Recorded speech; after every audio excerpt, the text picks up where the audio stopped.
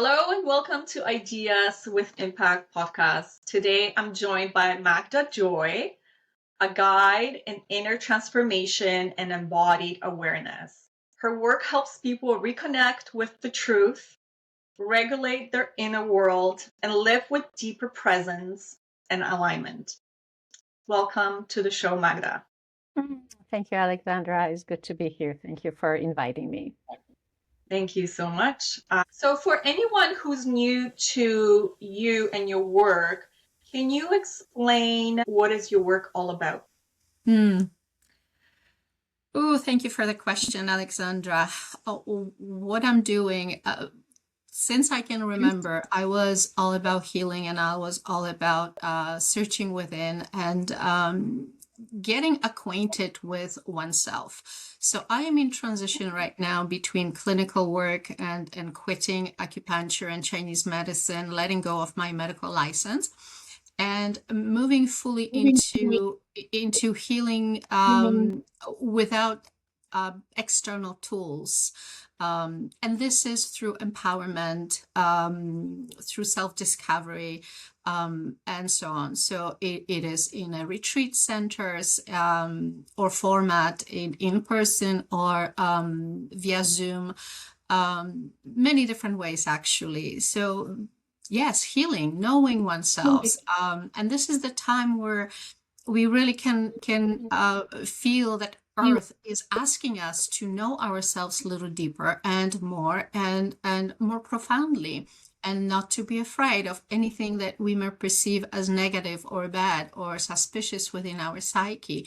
Everything is there for a reason, and everything is there to be loved. At the end, the only tool, the absolutely only tool and only weapon that we need is self-love.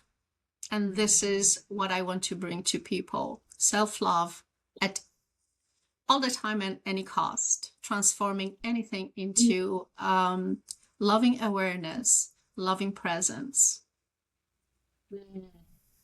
So self-love sometimes can be difficult for some people. How can they find, or how can they tap into that? So I give you an example. Just yesterday, I was working with someone who felt lack of trust and abandonment, which are forms of lack of self-love. And through inner child work, we have discovered that actually that lack of trust and self-abandonment was coming from the child that was not part of the psyche, was not integrated. So self-love is looking for those pieces of us that separated through trauma, through neglect, through our mind wanting to go much quicker than other aspects of us were ready to go. And self-love is really going back and retrieving those parts, owning them back, slowing down our mind processes, our need to be ahead of the game, or anything else that really drives us to not be in a present moment and not to be aware of what's happening truly inside of us. Going back to wounds, going back to trauma is never easy, but these are the places where we have the highest potential of growth, of self-understanding, of becoming truly the people that we know deep inside we are, but we can't for some reason pinpoint what's going on. Well, it is all by closing wounds, by moving with gentleness and gracefulness through trauma. And I always say it's like you have a wound in your arm and you go to see a doctor and say, "Doctor, please amputate my arm because it's all full of wounding and scars." You would never do this, really. But subconsciously, or even consciously, we think that to heal trauma is to get rid of it. But trauma is part of me, part of my psyche that is holding that bucket of experience and is waiting for me to turn back and say, "Can you please help me hold it? And usually it is inner child. Sometimes, very often actually, it can be past life that holds this bucket. And the only person, the absolutely only person in the whole universe to help them out is me. And that act of seeing this, of receiving it, of helping that part of myself is nothing but pure act of self-love. We are responsible for our own inner work. But if someone is, how can I say this? If someone is either afraid, or if someone has some sort of blockages to tap into that trauma, because a lot of people I find too is, and it was me in the past as well, are afraid. Like you said earlier, it's the fear, or we just keep on shrugging things under the carpet, right? And we forget about it. How can oneself tap into that? What kind of work would they have to do to heal those wounds? This is very complex question, but let me answer it in more pictorial way so people can see the picture and understand what it means. So let's say here is trauma that, and it's a big trauma. Traumas are never small, regardless of what happened. As Dr. Mate says, trauma is not what happened, but how my nervous system reacted to it. So there are very sensitive nervous systems. Some of us are very sensitive, very fragile. They can hold very little. So little trauma is a huge trauma for them. When others have more experience, they're little older souls, and they've got this understanding or perhaps resistance to trauma, and therefore they can hold more. And then very often they also hold the collective to be transformed with their own inner work. So imagine the trauma turns into anger and frustration, for instance. So here is this big ball, energetic ball, and we feel it. We feel it rising when it comes, and we feel the resistance. And here is Magda, here is me. And when I look at the huge energy of anger related to the trauma that happened, I suddenly become smaller and smaller and smaller and smaller. And the only way for me to become bigger or have power or build boundary is to merge with that anger and use it as shield. So I am now that anger, that frustration, I merge. I really integrated myself with the anger, with the wound. So the process really is to stand your power. You are infinitely powerful. You are infinitely wise.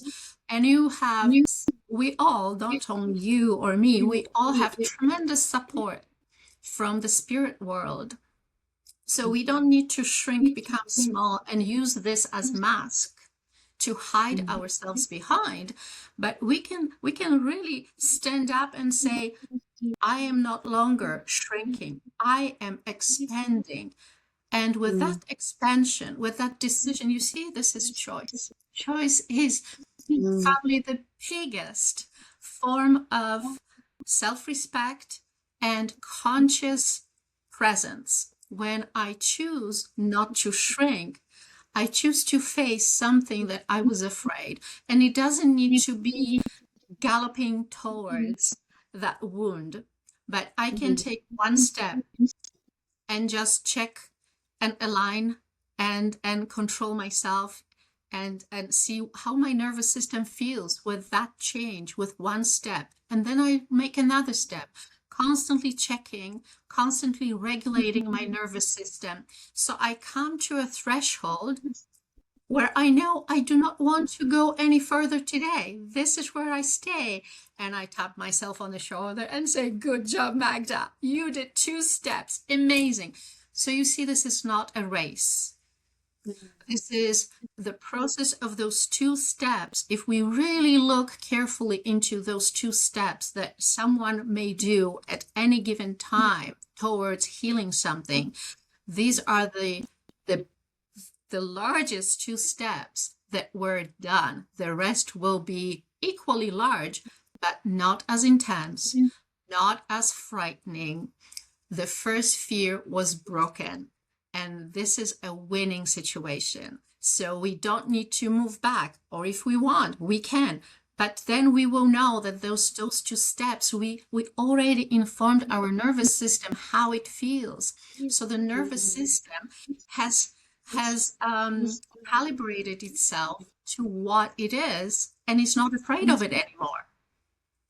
This is all about really adjusting our nervous system and aligning ourselves with our courage, with our choice, and knowing there is ability and wisdom of the body, wisdom of the mind, wisdom of everything within me to do this work.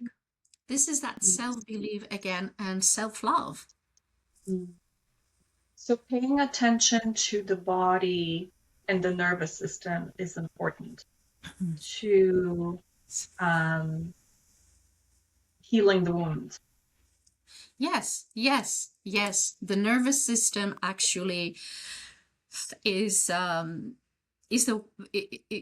system of memory, of all the DNA, of all our traumas, all our wounding, everything that happened, and all our joys and all our pleasures. Everything is in our nervous system, and therefore, as the Buddhists say, we cannot crave one and reject the other one, but we need to bring ourselves in the center, in equanimity, where we don't want to actually chase the pleasures and put a shield and say, I do not want to feel this. This is allowing our nervous system to really regulate itself in a beautiful way without needing external medications, without, of course, we do need help. We do need someone to guide us through this process. And it's a beautiful process. And if there are listeners right now thinking that, gosh, it is impossible to do, no, this is possible to do. And this is actually privilege for every human being to step into this form of healing and self-regulation with love and courage and compassion and excitement, even excitement, knowing that there is way out. One of the important things in the whole scenario, we always talk about set and setting. So the mindset, the preparation, the readiness, the courage, the love, this is what I was talking about, the personal stuff we need to overcome to look at the wound or trauma. But there's also the setting. And the setting is the place where we choose to trust, maybe either someone we want to work with. Maybe this is location that speaks to us. Maybe this is the environment, the container that in particular is important to us. So creating the setting that the mind can relax in, that the heart can trust, and it is a win-win situation. It's like really trying to, again, tap in of what's really going inside. Yes. And I also love this. It took me a while to get there too, but staying open, being open, have your heart open. I've been learning a lot about Joe Dispenza, the brain and the heart coherent, really tapping into this alignment, in my journey. And sometimes your head pulls the other way. So it's like, how do you come back to the center and align yourself with the heart? And, for me personally, I still have a lot of work. It's like a never ending journey right now for me. Once I started dipping my toes into, figure things out in my own life, but I'm so happy it happened. It is definitely a journey. And, you know, Carl Jung said something so beautiful and so profound. He said, issue solved is a loss. That just blew my mind. How come we all want to heal? We all want to feel better. But there is a point in our life where we will look forward to another thing to work on and say, well, there is something, I found something, I'm so excited.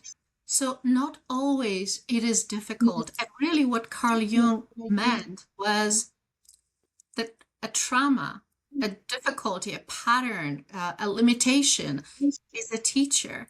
And once we dismiss it and say, I learned enough, or I learned what I needed to learn, I prevent myself from learning more from it. And that is a loss. So not always the journey is so hard as it is at the beginning, where we want to quit when things don't make sense, when the spiritual language is breaking all the rules of our mind and logic, when we are being told that, oh, I have created my life, I have created my experiences, I have created my wounding. People say, are you crazy? How would I want to create the abuse, the difficulties, all those things? So there is a lot of humility in even learning the spiritual language, let alone understanding and allowing that language to really come and land with our heart and our soul.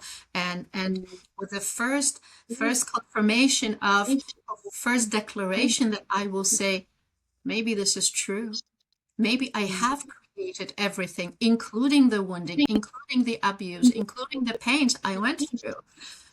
Because who else would create this for me if the universe is all loving, if the universe is all permitting, if the universe is all willing to give me exactly what I want at any given moment? Then logically, I would be the one choosing those experiences because I wanted to go through them. So there is this whole paradigm change, and this is the first awakening, letting ourselves really know that, yes, I have so much power that I have created all that I say I don't want now.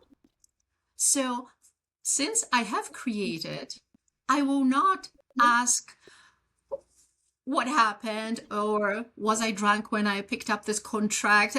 None of this, but the question could be, I'm curious what I am willing to learn through those experiences. And when we start putting positive spin on very negative issues, then the whole thing will become so much lighter. And this is the process. This is the journey. Why some people feel so resistant towards that? That's a very good question. There's a zillion different answers to it, because we want to right now give answer of the formula one fits all, and it's very challenging to answer because every one of us has such different resistant pattern. It could be as simple, it's not that simple, it's one of the biggest thing where resistance come from is what I call the ancestral loyalty. No matter what, but I will continue the tradition. I will continue the lineage, beliefs and patterns for any reason. Most of the time, it is that deep love for someone in our family that my mother went through this. How could I have better life? I want to honor her struggling. I would love to have something maybe not better, but I don't see myself having it all like other people. So there could be just that lineage loyalty. There could be personal struggle because we came to learn something like forgiveness or self-compassion. And that is huge lesson. When we ask to learn forgiveness, the universe will obviously send us all the reasons for us not to forgive. This is how we learn. It is in the darkness, in the opposite of what we want to learn, that we learn the light that is hiding in the darkness. So there's many, many reasons, and it's very individual why we don't want. We blame the time, we blame the environment, we blame other people. This is their fault, not mine. All circumstances. But at the end, it is still my choice to postpone that healing and diving in and being present with the healing process. I think this is deep, to be Yes. honest with you. I think it's when you mention about family trauma and carrying on that, you call it, what was it? The family lineage? Loyalty, being Loyalty. loyal to the ancestral Yes. wounding and traumas. Yes. I find it that I think that's the hardest part. We have children, right? We probably did pass on some trauma into them, but I think we're much wiser now to kind of guide them through it and make the next generation more aware, more conscious, so they don't have to carry those major traumas. Absolutely. In every family, at one point in existence, there will be what may be presenting itself like a black sheep rather than the light worker. A person that will be so different, and this person will break the chains of patterns and dysfunctions, and that loyalty to trauma, loyalty to ancestry, and that person will bring the newness into the lineage that will come after them. This is just universal law. It will happen in every family lineage, just by design, just by the law of the universe. Well, I think we're in the good path because there's a shift happening in humanity right now, in the world, everywhere. Yeah. The awareness, the consciousness. Yes.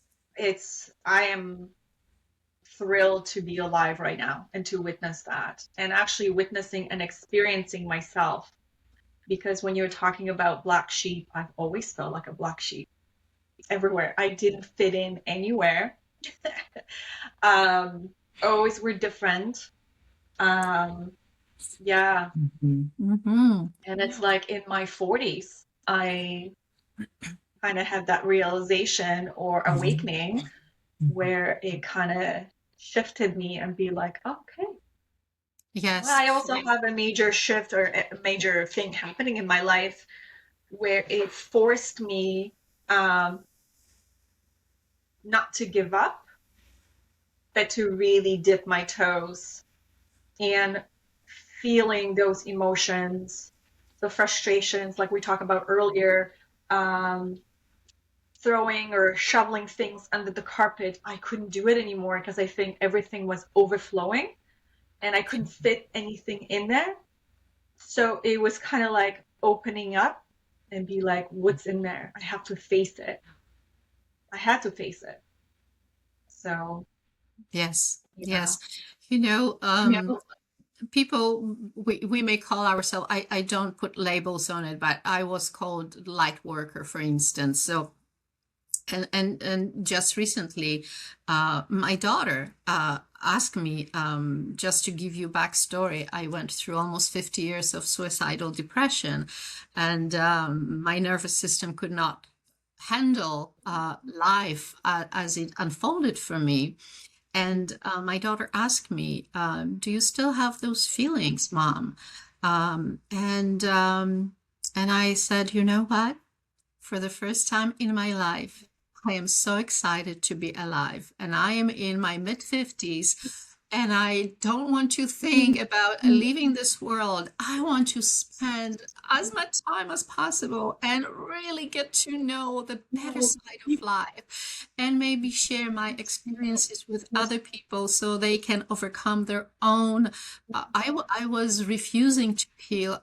I didn't know how to start with, and didn't have support 20 years ago. There was no podcasts, no even retreats, and access to people that could really understand, and going to psychiatrists or psychologists was not my choice.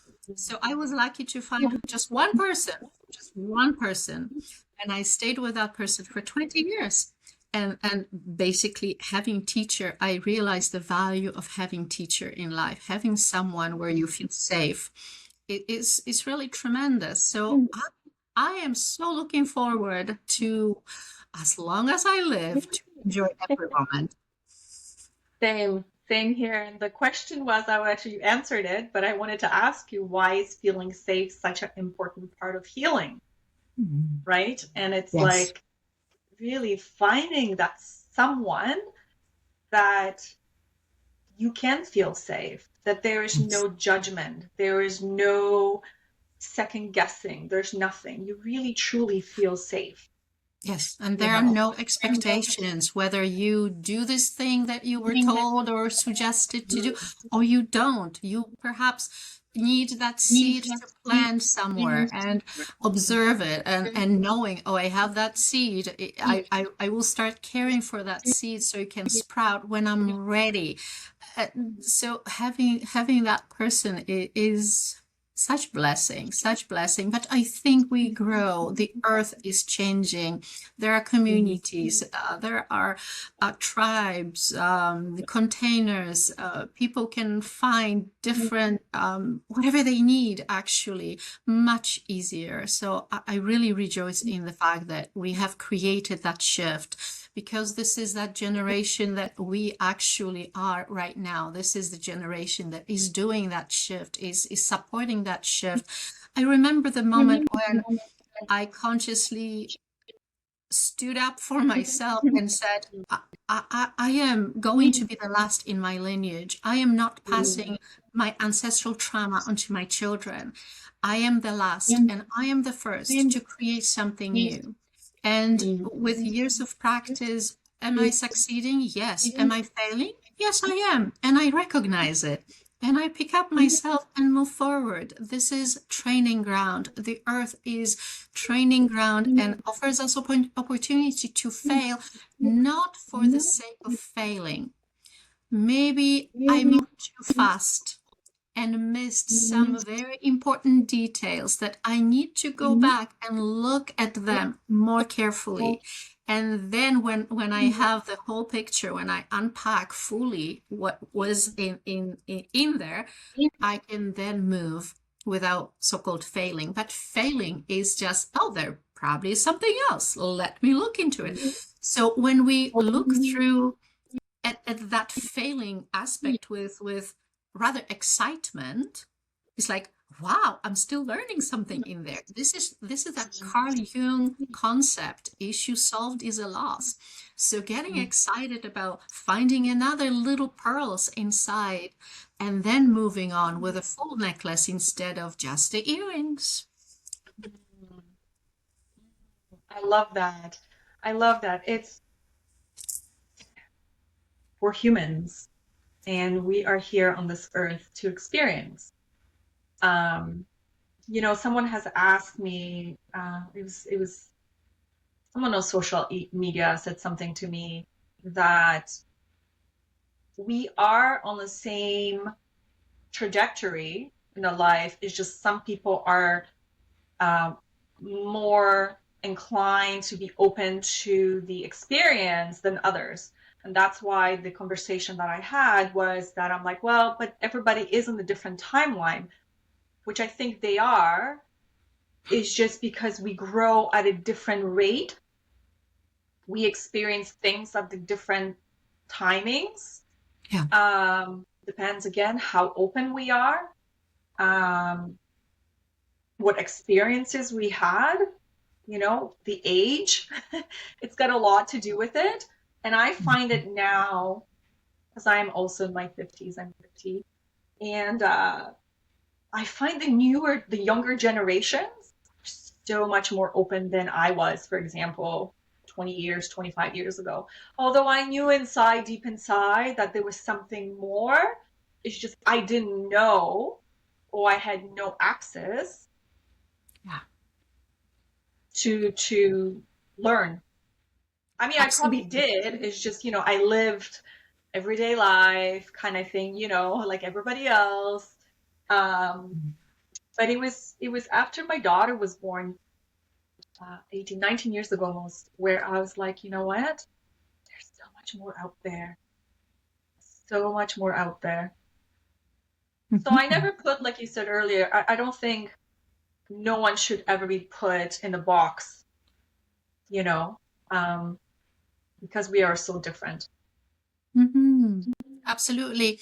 And once you start seeing that the younger generation is different, is more open, what happened? Ask yourself the question, what happened that younger generation has easier than I did? Oh, because you did the work. So they don't carry the trauma, they don't carry the same energy. The energy within us became lighter, became more fluid. We transformed. Energy cannot be destroyed. So all the trauma cannot be destroyed. They only can be transformed, transmuted, and loved and cared for. So we doing really fantastic work, Alexandra, whether we know or not, we do. Yeah. Well, I noticed too, my own kids, they're so much more aware. My daughter will come up to me sometimes, and my husband and I will have a little bit of a not an argument, but we're like go back and forth kind of thing. And she kind of looks at us and she's like, "You guys are so childish. You're saying the same thing, but in a different way." Once we realize that, oh, okay, let's come back to earth. Yes, yes, absolutely. Coming back to earth is a good thing. Just like coming from a retreat or coming from a session that was mind blowing, and we need to sit down. We need to ground, and this concept of grounding and integration with earth is extremely important. Extremely important. This is where we really realize that we are energy being in physical experience, and physical form is limiting us. So whether this is seeing some another person's perspective in from their point of view, or something similar to that is very difficult. It's very difficult. So yes, grounding to earth, coming back to earth, connecting with Pachamama for any reason and any instance is important. Is the medicine. What kind of grounding would you suggest? Like, what would be the basic for grounding for someone Mhm. who is trying to um, figure this out, or they're living in the chaos of some sort?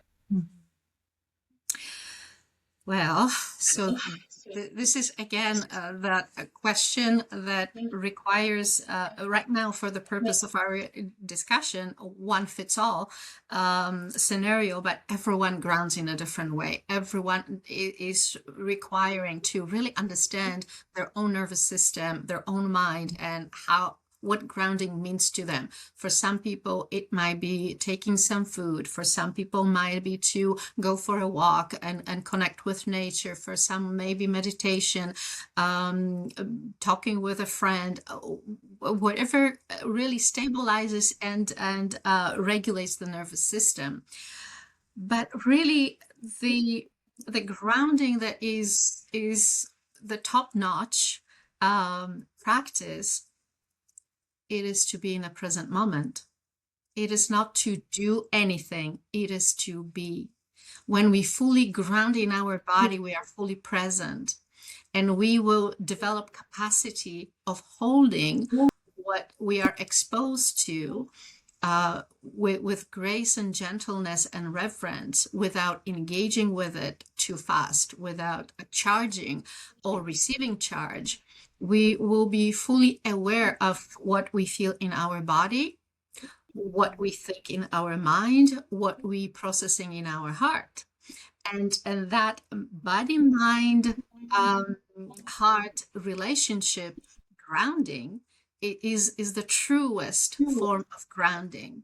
So we have to learn. You see, everything that we do has steps. We have to first ground. Okay, are my feet touching the floor? Okay, I feel. But what it really does, it brings me to my body, awareness of where I am in the space and time, and what I am literally doing. And yes, that creates that connection with earth and the floor, but really it is grounding in the body. So that's why then we go through other ways of grounding, listening to meditations, opening up consciousness, being present, meditation, all those things, until we arrive and say, well, all those practices of grounding taught me one thing: how to be present, how not to escape, how not to look for reasons not to be in my body. And that is the true grounding. It is presence. So if someone has too much chatter in their mind, would this something be where people, let's say, can ground, so either walk or meditate or anything like that? And if they can do that, would it be easier just to kind of remove yourself from the situation or from that part and then come back later? Of course, if the chatter is connected to external environment, is the best thing to remove yourself, but only getting that awareness that the external environment is having so much power over me is a win situation, is the first step towards grounding. Because then we're standing at the choice, our biggest privilege. And I can choose, do I stay here and allow that chatter or the dissociation with myself and the present moment to go bigger, grow bigger, or will I remove myself, go for a walk, connect with nature, hear some bird, feel the wind, feel my feet on the ground, and through that the chatter will come down, will slow down. But then also is the bigger question, where this chatter comes from. Is it to protect me? Is it to have answer for all the questions that are coming from the world outside? What is this chatter about? Again, I get curious about it.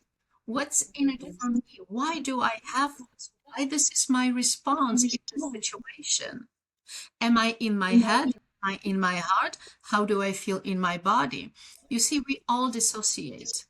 We dissociate from present moment when it is too much for our nervous system, for our psyche. And we block it. Yes, so this is way of blocking. But my question to you would be, if I dissociate from my body, that means I go somewhere. I disappear. Who is in my body to take care of business? And that is a question really worth looking into it, because it could be past life, could be inner child, and we start behaving like child, and we remember, oh, I could never face, people in power, let's say, and I'm starting to feel small. The authority scares me. Oh, the father figure, oh, the mother figure, right? So self-observation with love and compassion. Where is this coming from? And really knowing that maybe when I disappear, I put my 6-year-old self in charge of a situation that I did not want to learn, but I think she's responsible for handling this. So this is all about learning. This is all about self-inquiry, what's going on in any given moment in the body. So presence is grounding and is not dissociating with our body and our presence. So we are in charge. I want to grow and I want to take care of my inner child. I want to lead by example. So my inner child will never fear authority again. Because if we do, then we're gone from the reality.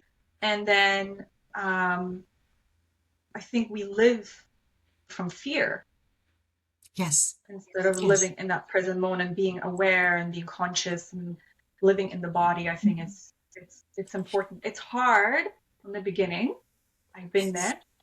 But once you get there, I mean, it never gets easier, but I think it's just continuing learning and continuing being open to the idea of living in that present moment. Yes, yes, and yes. So therefore, as you see behind me, I have my poster, the Joy Academy.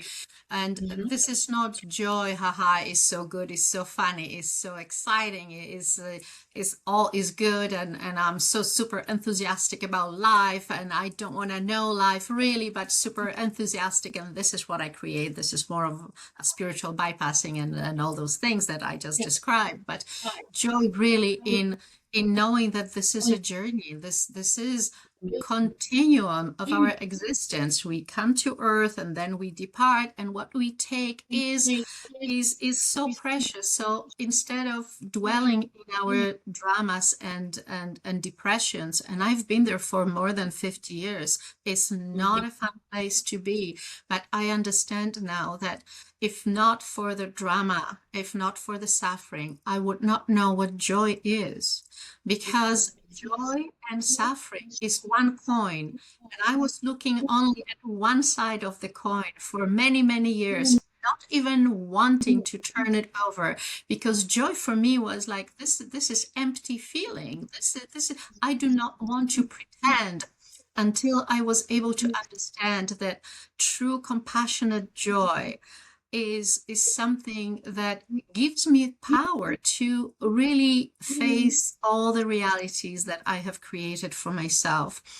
And knowing, oh, Magda, you are so silly. You really did create this for yourself to learn what? Okay, well, let's go into it. Let's face it. Let's not be afraid of it. Okay. So this is what, for me, joy really is, facing what I was afraid one day, and now I may not be. And I find joy in doing this work, joy in living. And I know that some listeners may be thinking this woman is crazy, but I would say I was crazy before I discovered joy. And yes, it is difficult, and it is easier to talk about those things once we cross that threshold. And I have tremendous respect for anybody that is feeling pain and suffering and is looking for way out, and is looking for how-tos, the tools, the awarenesses. I have tremendous respect. So when I talk about my journey, and my journey towards finding joy is really my own personal journey. And my understanding is that enlightenment is inevitable. We all are going there, as the world really diverged in so many different ways and directions and trajectories. There's 8 billion people on this planet. There's 8 billion trajectories outside from the source, because that was the plan. So now we are starting to converge, starting to come together. And that's a beautiful thing. But also, one day we will be back at oneness. That means that this experience perhaps will cease to exist, physical experience. So why don't I enjoy what is right now, knowing that going back to source is inevitable? I like that. We live in a beautiful time, and I personally wouldn't change it, because without the growth, the planet and the humanity wouldn't change. Yes. The darkness, as all the ancient teachings talk about, the darkness is the highest potential of light.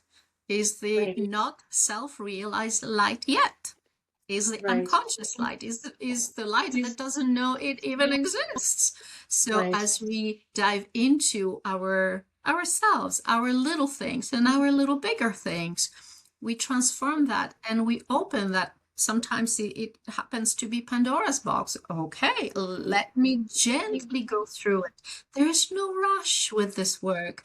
You know, there is this song, and I really love it, and I share with a lot of people.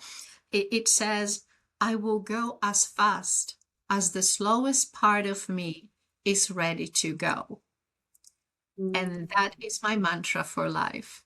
And that should be mantra for everyone, not that should, could, Yes.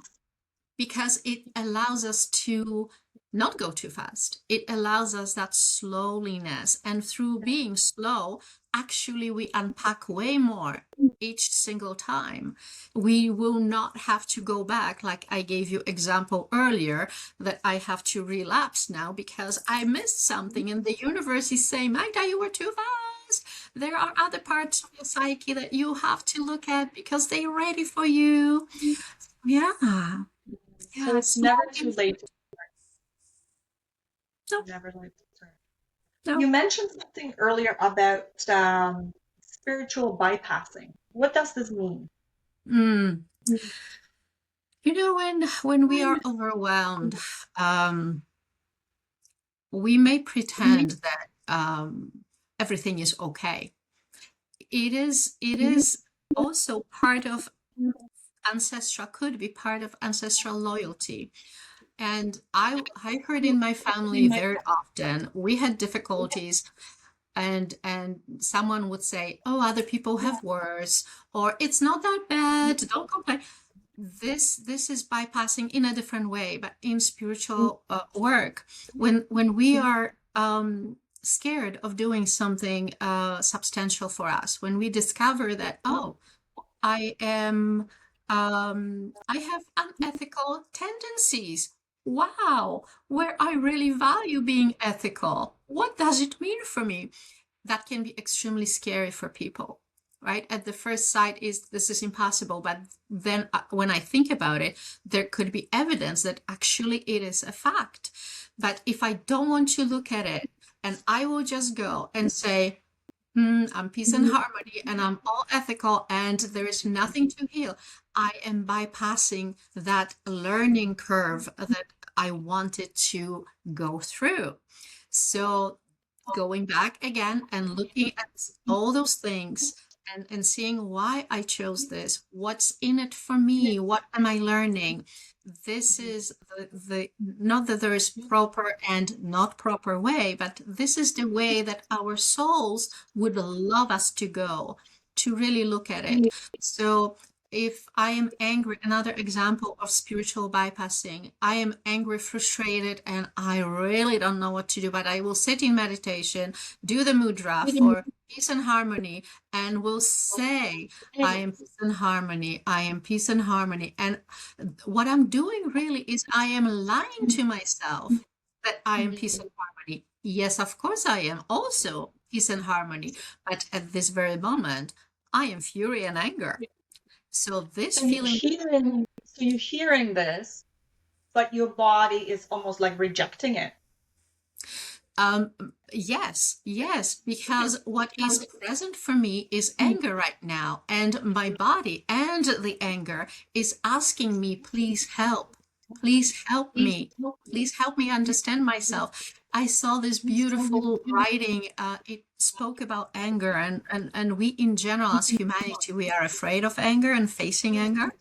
And I saw this beautiful writing that said, if you sit long enough with your anger, you may discover that she's simply sadness or rejection or feeling abandonment. So this is not necessarily the feeling that we feel is exactly what it is that comes to us. But if we give chance to this feeling to and really be with it, hold it in our hands and look at it and speak with it, we may discover that it is not truly anger. It may be something else that we really wanted to get in touch with, but didn't know how. Very often, people will change grief into anger, and they will become angry for losing a person, for losing possessions that they grieve very deeply, and will turn to anger, and anger to God. Why did you do this to me? And anger to people. Why this is happening to me, not you? All kinds of different things. So sitting with emotion rather than bypassing and moving to something that in the mind feels better. It is like having addiction also. Addictions are about that moment that we feel free and we feel better. This is about feeling, not about the substance we use or anything else. It is the feeling that we want. So spiritual bypassing is like addiction. I do not want to feel this bad thing, so I will take the pill. I will bypass all this, so I land with the feeling that I want, that I choose, rather than sitting in what I may call garbage, bad emotions, unwanted, this is not mine, whatever the narrative I will use to convince myself to move out of it as quickly as possible. So don't escape it. Yes. Feel it, sit with it, Yes. ask questions, and things will come to the surface. But I did things all by myself, and some moments were not very pleasant. In the way I kind of wish I had a guide who would guide me through some of those moments, because I found that for me personally, again, I never like to talk about anybody else except myself, my own experiences. And every time I thought I made progress and I went 2, 3 steps forward, somehow, somewhere, either maybe because I didn't know, because there was fear, because something happened, I found myself backtracking or going 5 steps backwards. And then I personally felt like giving up. But my heart and my mind was saying, no, you can't do that. Although I had a lot of battles with my brain, with my head, when my head was saying something else, and my heart was saying, no, no, no, no, you got to stay here. And my head is like, no, this is not for you. You got to go. Forget about it. So is there a lot of people that do that when they go forward and then they reverse backwards? That's a good question. We all do that. We all do that. This is normal. This is natural. This is how we acclimatize.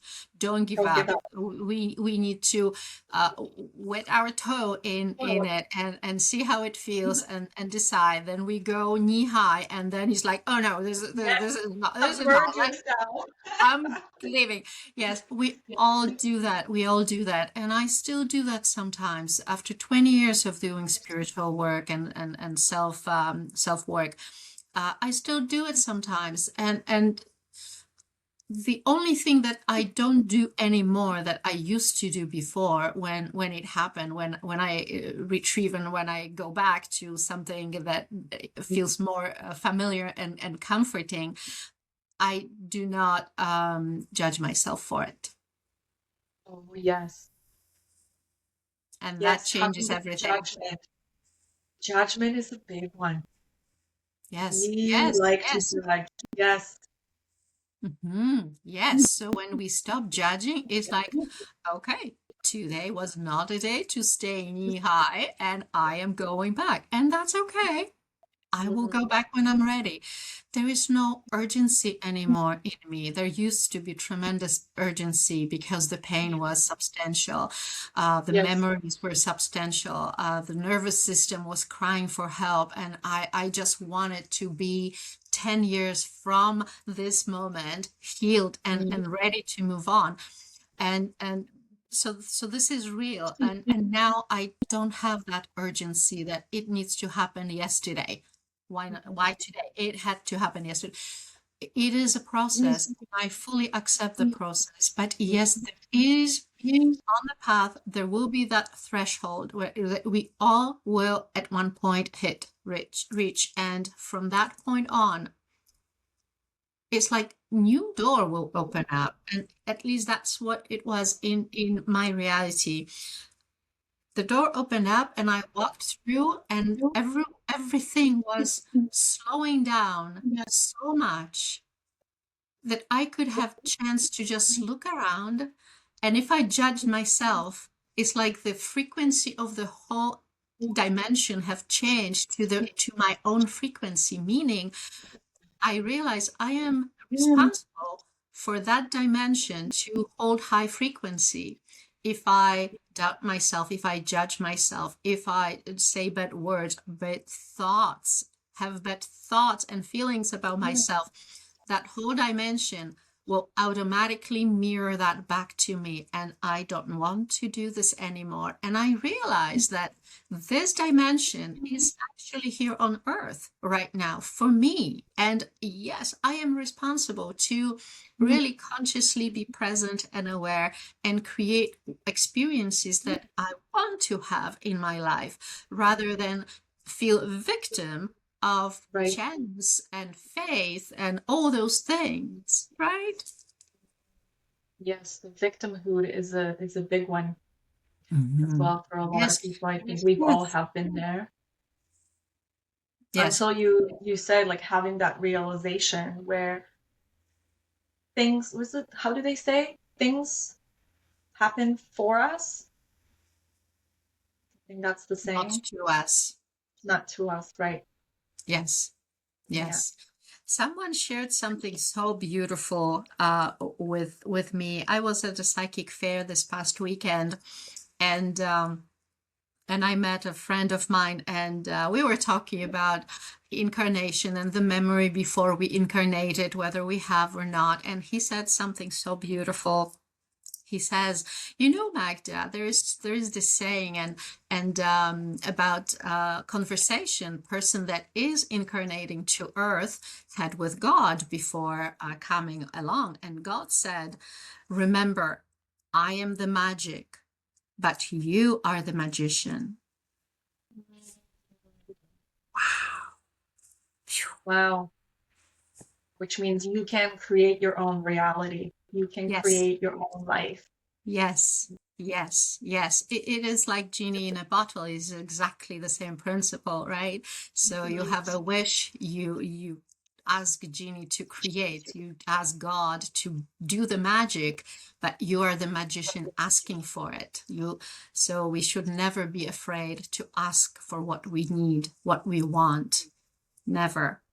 That's how we create also relationship with the spirit world, with God within, with God everywhere. And this is beautiful, that living in magic constantly. I'll look at things like this right now. I never thought about as magic, but I think it's beautiful. It's a beautiful concept. It will change your it will change your perspective, and it will change your world around you when you think that way. I really like that. Thank you so much for sharing about that. Of course. How do you support people after deep sessions they have with you, or retreats that you do? I'd love to hear about your retreat. Share that. Be wonderful. Sure. So let's talk a little bit about retreats. For the last 2 years, I was fortunate enough to host up to 7 retreats a year, which is substantial number.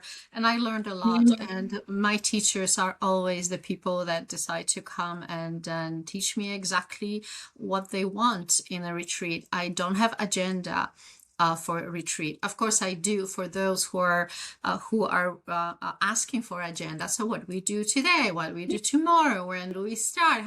I have the beginning, I have the end, and the rest is co-creation, whether participants know or don't. I may bring tools, I may bring ideas, but everything is pretty much channeled all throughout retreats. So I am such, I love ancient technologies.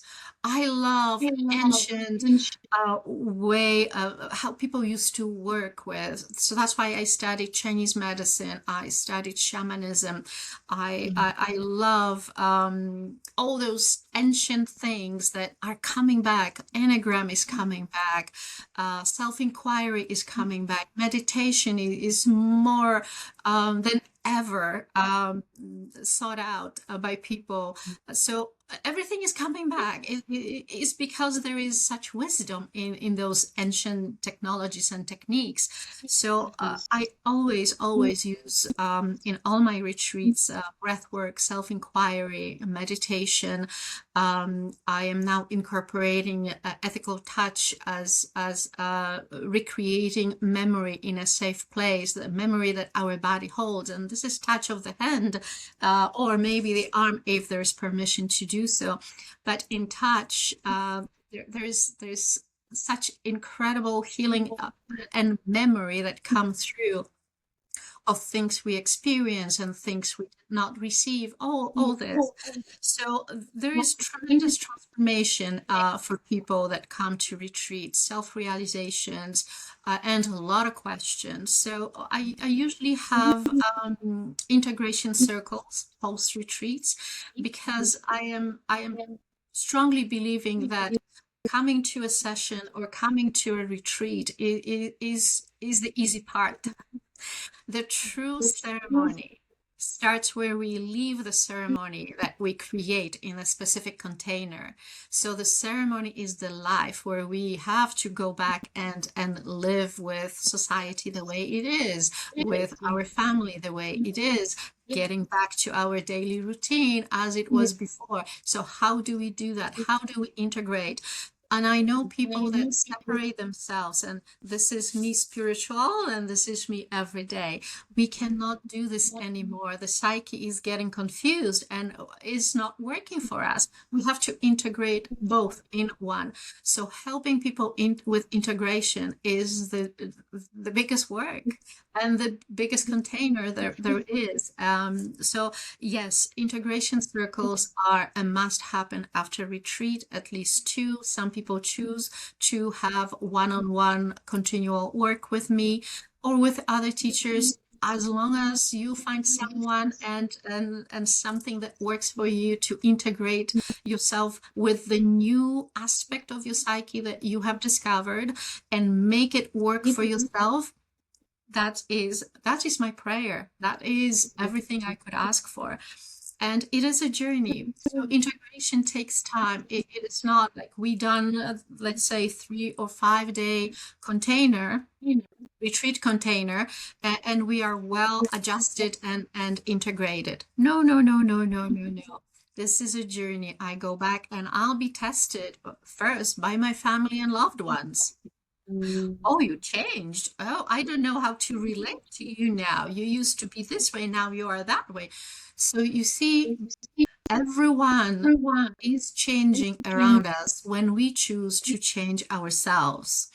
It is not my responsibility and never will be to change or heal. I don't like the word healing. We can't heal anyone, but I can heal myself. And the environment will get it through osmosis. That is all I can do.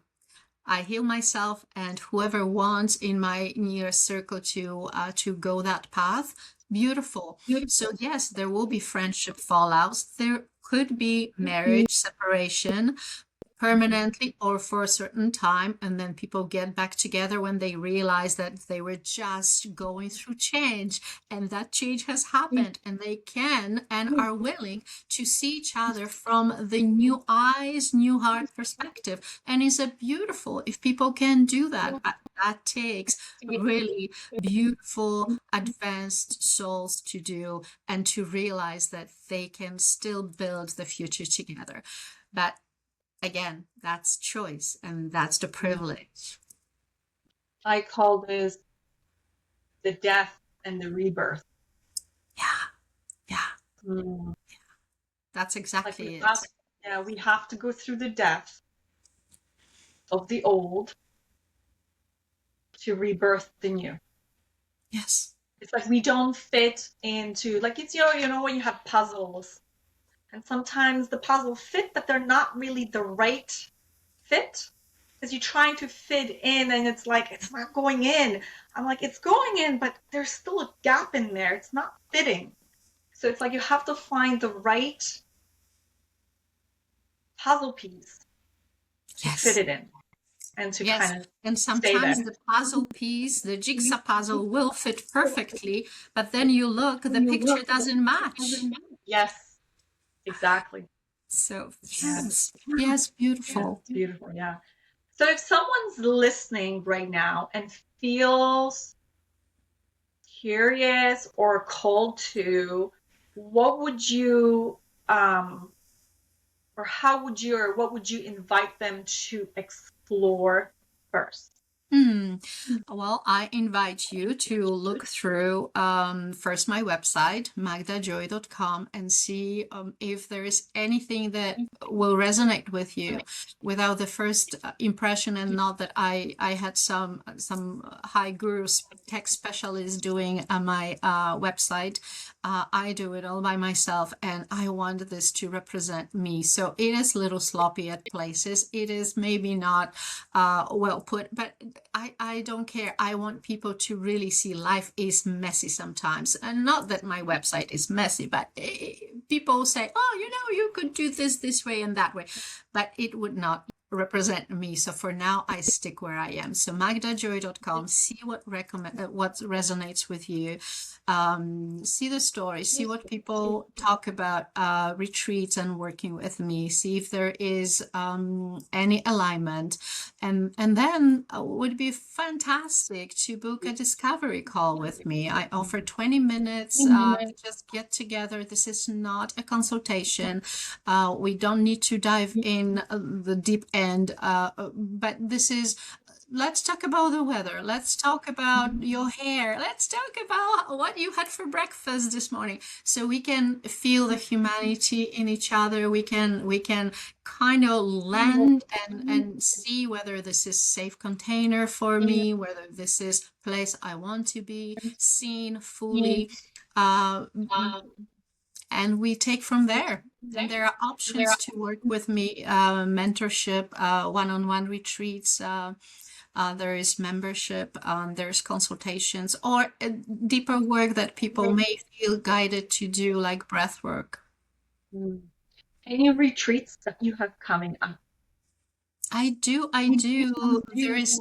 There's retreat in at the end of May in Mexico, and there is a retreat. There's actually 4 or 5 retreats coming up, and there's one in June, end of June in Ontario, near Toronto, 30-minute drive from Toronto. Everything is on the website. I invite whoever is interested to look through retreats to and reach out, ask questions, make sure this retreat is for you. I'm not interested in having, this is one thing that I do not do, and I will say no to spiritual tourists, people that don't really have interest in self-growth, but want certain things, experiences to happen to them. I'm very reluctant, but as I am saying those words, I hear a voice inside saying, well, Magda, somehow they have to learn.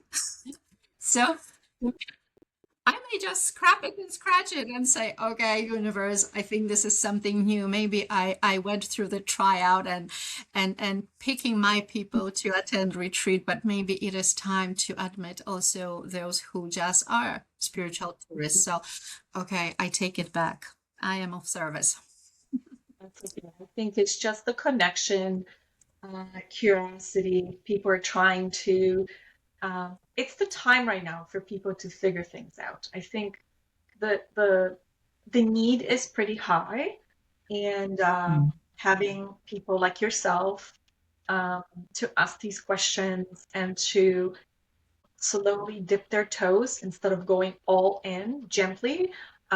It's the way to open up and Yes. explore. And I think that's what's beautiful about it.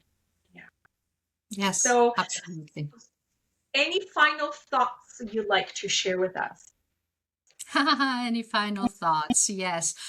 I want to thank you for having this platform for people like me and your listeners to check people out and see what's cooking, what's available, what's out there.